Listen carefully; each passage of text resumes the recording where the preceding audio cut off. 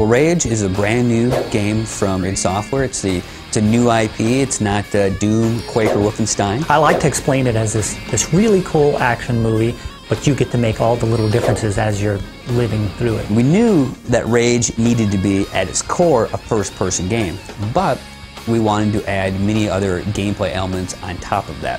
That's why we have vehicle combat, vehicle racing, and we have environments that are truly unique throughout the world. The other thing we thought was really important, and it's kind of a little bit different for us, is integrating this rich story and these memorable characters. You can see the producer, and he's one really interesting character. He runs a type of Running Man environment where people compete against mutants for cash prizes and things. They're not just generic characters. They have a role to play, and as the kind of action movie unfolds, you're living in there, and it's this living, breathing world. The gameplay of Rage is open but directed. As game players, myself and Matt Hooper, the lead designer, we don't like to play games where you have 20 quests, you don't know where you're going, you don't know what you're doing. At the same time, we wanted all of these different offshoots, these little player choice elements.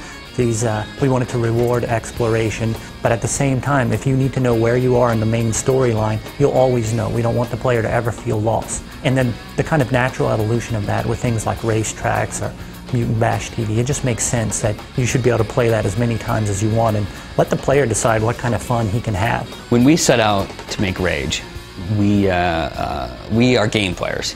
We love playing games, we love watching movies, and we wanted to make a game that we would really enjoy. We wanted to give enough variety so we were never bored playing the game.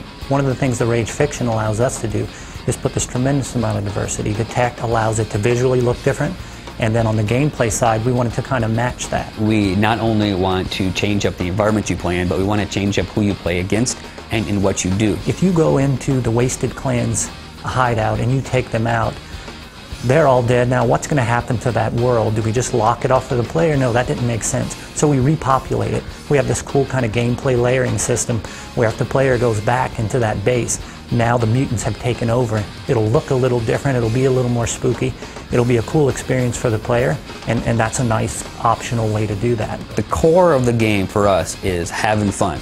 If you're racing, you need to be having fun. If you're walking around inside a bandit hideout looking for bandits and that first-person combat, it needs to be fun.